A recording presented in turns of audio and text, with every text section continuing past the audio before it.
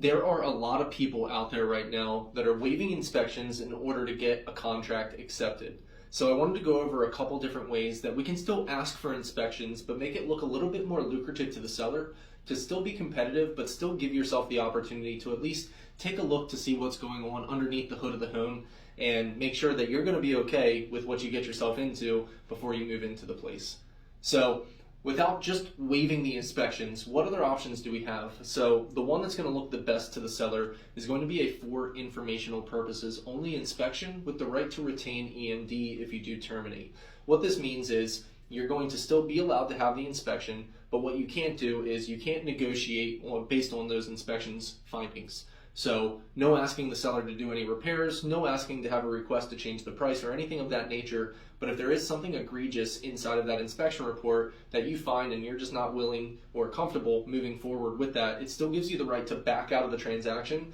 and retain your earnest money deposit to be able to move on to the next home.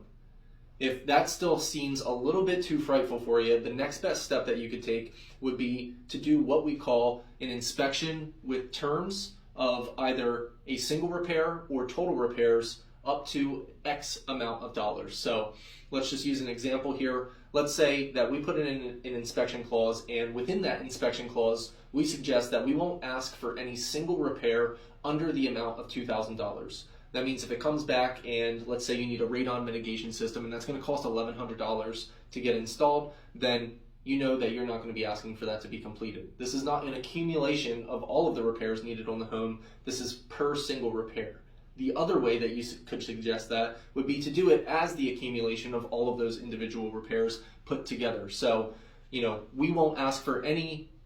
repairs that total under the amount of $3,000, meaning that if a hot water heater needs replaced, the furnace needs to be looked at, you have a couple shingles on the roof that are missing, and you have a somewhat big item in there that you need to get